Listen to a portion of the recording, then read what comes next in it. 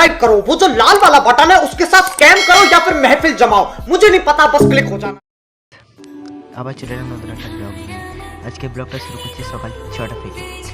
তাড়াতাড়ি করে আমরা রেডি হয়ে চলে এসেছি রংপুর স্টেশনে। তো এখান থেকে কোথায় যাবো তোমাদেরকে সব তাড়াতাড়ি করে আমরা ট্রেনে উঠে পড়লাম। আজকে আবহাওয়া অনেক খারাপ রয়েছে বলে তোমরা ভিডিওটা পুরোটাই দেখতে থাকো।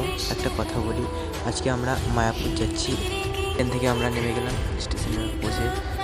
আমরা এখন যাচ্ছি তো বৃষ্টি প্রচণ্ড পড়ছে, হাওয়া হচ্ছে, সব ছাতা এবং গামছা আমরা সব নিয়েছি।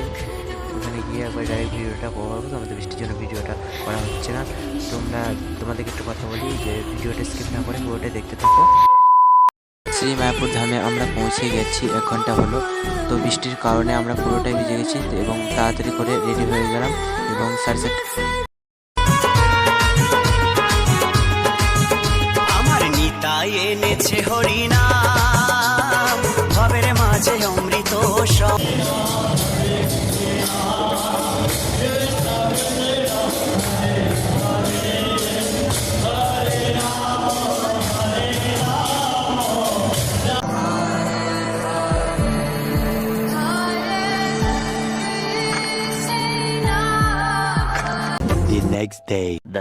পরের দিন আবার সেই 4টার সময় উঠে চান করে রেডি হয়ে মঙ্গল আরতি করে আমরা যাচ্ছি এখন শ্রী চৈতন্য ভবনের জন্মস্থানে র্যালি করে।